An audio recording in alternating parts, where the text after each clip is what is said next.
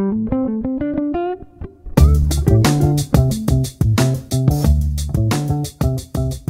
guys, I'm Bobby Rio, this is Rob Judge, and we've got another video for you today. Today we want to talk about 3 things that you might be doing that when you eliminate, makes a girl a lot hornier.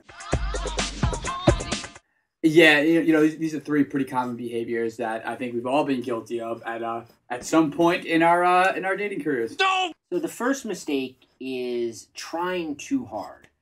And I have a kind of a saying that though the person who tries harder holds less power. And the ironic thing, though, is that when a woman's holding the power, it's pretty much impossible for her to bang you. It goes against her nature, and she can pick up on this very quickly. Oh, yeah, that's the thing. I mean, it's almost like women have a sixth sense for this. Like, if you could see, I mean, I'm sure as a guy, you've seen when someone, maybe at your job or just a friend you had in high school, who really, really wants to impress you or wants to be your friend, a lot of times they'll go out of their way to do it. You kind of pick up on it, and sometimes it's a little flattering, but usually it comes off either a little annoying, and what always ends up happening is you usually lose respect for that person. You realize that person sees you as having more value than them, and you kind of know that they're your bitch. Bitch is running wild, you had once said something that I thought was really, really key. You told me a technique you do with girls, and you said that, relating to try harder, it's like one of the things that a guy falls into is, let's say you're on a date with a girl or you approach a girl and you're talking to her. The guy generally feels like he's got to keep the conversation going, and he works at coming up with the stuff. And what you had said, which I thought was really, kind of genius, was just sit back and make her be the one to think of things to say. And that gets her trying harder. And what I like about the idea of getting a girl to try harder is it kind of plants something in her mind. When she's like trying, it's like a little voice in her head is going, I must really like this guy. Like, why am I trying so hard? It's so true, and that's the thing. I mean, as a guy, when those wheels are spinning in your head, it's usually because you're so afraid of that awkward moment. You're so afraid of like there being that silence, and you think that silence is going to be some kind of vacuum that's going to suck out all her attraction. But in actuality, it's almost like a game of chicken, where if you can just kind of hold the line a little bit and be comfortable with that silent moment, she's gonna feel the exact same feeling, and then she's gonna scramble to be, oh, what can I say to fill in this moment? Because I want to keep this guy's attention. I want to keep this guy talking to me. So a lot of the times, guys just need to like chill out, relax, and just take a deep breath and maybe count to 3 in your head, and you'll be surprised at how many times she's the one who's if you're playing chicken, she's the one to swerve out of the way. She's the one who's to break that silence, and when she does, you hold more power. I love that chicken metaphor. The next thing you want to eliminate is the nervous insecurity, the tics, the things that you can spot. And if you don't know what I'm talking about, when you go out next time, pay attention to guys, especially guys that are like not with the girl, the guy that's trying. And you'll notice that there's certain things that guys do. Maybe it's like your voice. I know that, I'm a naturally shy person. I've been introverted throughout my life, and it was like, for me, being in front of a woman and having to kind of assert myself was very hard in the beginning. So when I got in front of a girl I was attracted to, my voice would kind of go lower, like almost like I was hiding, like I was afraid to assert my voice in front of a woman because I wasn't confident enough.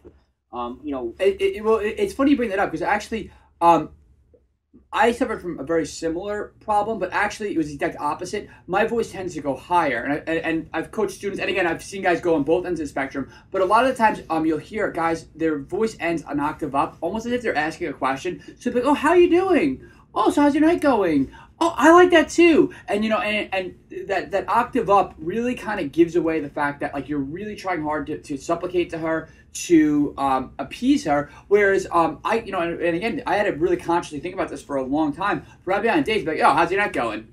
How do you like that? What's going on? And that's a way more attractive vocal tonality than, hey, how's your night going? What's going on? Because you can just hear the nervousness. In fact, I can't even do it without feeling like weird and like, ugh. So that's the thing. So get yourself in the habit of just, I always call it ending your sentences with a hard period. So you're just like, hey, like, how's your night going? Even if you're asking a question, even if you're asking her what her job is, you're like, if you ask, so what do you do? Or you're like, what do you do? What do you do? You know, and that vocal tonality, that flirty vocal tonality, that sort of like hard period, is gonna get her to be like, ooh, like, you know, I like this guy. Whereas rather than like, oh, I'm just gonna answer this cheese balls question. Yeah. So the third thing that you might be doing that you need to eliminate is letting a woman take the lead. And this one, way too many people do. I was guilty of this myself. And I'll give you an example of how this works in reality. So maybe, you know, it could be on the most subtle level. It could be letting her, you get in the car and you say to her, what radio station do you like? And putting on the radio station she likes. It could be when you ask a girl out saying, so where do you want to go? Where, you know, what are you in the mood for? You're putting the ball in her court. You're making her make the decision. And what happens is it kind of begins to turn into how the dynamic is. So what happens is later on in the night, she's going to be the one saying, let's go here, let's do this. And once she establishes herself in the more masculine role, her attraction for you plummets. I mean, there's no easy way to say it. Yeah, that's like a one-way trip to the friend zone. Yeah. One-way ticket. You know, it manifests itself in a lot of different ways. But you, right from the beginning of the date, the interaction, the encounter, need to establish yourself as the one who is making the decisions, who's leading it. And, you know, just going back to the simple thing, when you get in the car, don't worry. I mean, you know, it's very hard and to kind of feel like, well, what if she doesn't like it? What if I plan a sushi date and she doesn't like sushi? What if I get in the car and I put on Pearl Jam and she likes house music? Is she going to not like me? No. She's going to like you more for making the decision. Don't worry about it. And in fact, own whatever it is. If you get in the car and you love rap, blast the rap and enjoy it, bob your head to it. And you know what? Even if she doesn't like it, she's going to appreciate the fact that you're enjoying, you know, that you do. Absolutely, and I'm sure everyone watching probably has a friend that is into something that they might not be into, but they're so passionate about it and the way that they talk about it and the way that they just sort of interact with whatever medium, whether it's like a style of movie or it's a style of music or whatever it is, you know, some kind of quirk in their personality, that it just, because it's them, it just makes them a part of who they are, and you couldn't imagine them not doing that thing.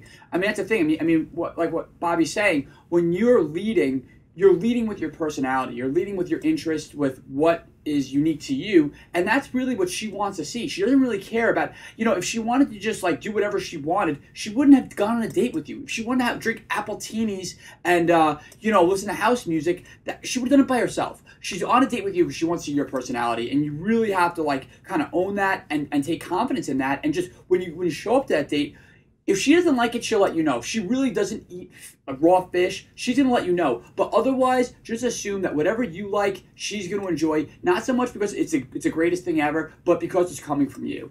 Exactly. And, you know, kind of me and Rob recorded another video earlier.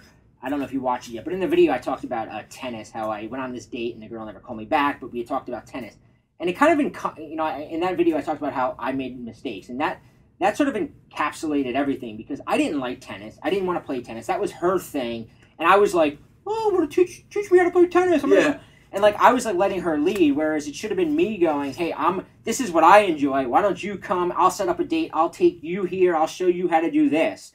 But I was letting her, you know, teach me tennis, which I had I was trying too hard.